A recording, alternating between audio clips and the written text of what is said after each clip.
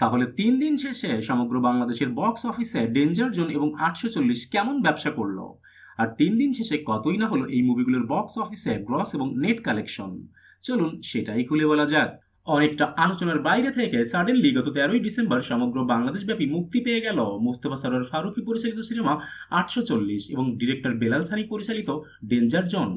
নায়ক বাপ্পি চৌধুরী ও জলি অভিনীত danger zone নিয়ে একদিকে যেমন আলোচনা ছিল না বললেই চলে, ঠিক তেমনি আবার মোস্তফা সরোয়ার ফারুকীর ৮৪০ ছিল বরাবরই আলোচনার শীর্ষে। তার উপর আবার পলিটিক্যাল ব্যঙ্গাত্মকধর্মী সিনেমা হওয়ায় এই মুভি সিনেমা হলের দর্শকরা খুব বেশি এনজয় করেছেন। কেননা গত ১৭ বছর ধরে আমরা কখনোই কোনো পলিটিক্যাল ব্যক্তিত্ব বা রাজনৈতিক ব্যক্তিত্বকে নিয়ে কখনোই কোনো হাসি বলেন, ঠাট্টা বলেন, তামাশা বলেন কিংবা ব্যঙ্গাত্মকরূপী কোনো কথাবার্তা কোনো কিছুই, এমনকি রূপক অর্থেও বলতে পারিনি।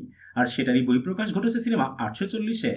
মুভির পাবলিক রেসপন্স এবং ক্রিটিক্স রিভিউ খুবই পজিটিভ এবং অবস্থা দৃষ্টে এটা মনে হচ্ছে পুরো ডালিউড জুড়ে এখন ৮৪০-এর প্রশংসায় পঞ্চমুখ। এর ফলে এই মুভি যেখানে মুক্তির প্রথম দিনেই সমগ্র বাংলাদেশের বক্স অফিস থেকে গ্রস কালেকশন তুলে এনেছিল মাত্রই ৪ লাখ টাকা, দ্বিতীয় দিনে এই মুভির গ্রস কালেকশন কিন্তু নিয়ার অ্যাবাউট 200% বেড়ে যায়। আর দ্বিতীয় দিনে ৮৪০ সমগ্র বাংলাদেশের বক্স অফিস থেকে গ্রস কালেকশন তুলে আনে ৭ লাখ টাকার মতো। তৃতীয় দিন অর্থাৎ রবিবার নন হলিডে হওয়ায় এই মুভির কালেকশনে একটু ভাটা পড়ে। আর তৃতীয় দিন সমগ্র বাংলাদেশের সিনেমা হল থেকে ৮৪০ গ্রস কালেকশন তুলে আনে আরো ৬ লাখ টাকার মতো। এবং ৩ দিন শেষে ৮৪০-এর টোটাল গ্রস কালেকশন গিয়ে দাঁড়িয়েছে ১৭ লাখ টাকার মতো। এবং এরই সাথে মুভির টোটাল নেট কালেকশন গিয়ে দাঁড়িয়েছে মাত্রই ৬ লাখ টাকা। অন্যদিকে ডেঞ্জার জোন নিয়ে খুব বেশি আলোচনা না থাকলেও এই মুভির বিএফএক্স এর কাজ কিন্তু সমগ্র মহলে বেশ প্রশংসা পাচ্ছে। আর যেখানে এই মুভি প্রথম দিনে সমগ্র বাংলাদেশের সিনেমা হল থেকে গ্রস কালেকশন তুলে এনেছিল মাত্রই ৫ লাখ টাকা, দ্বিতীয় দিনে এই মুভির গ্রস কালেকশন বেড়ে যায় 20-25%।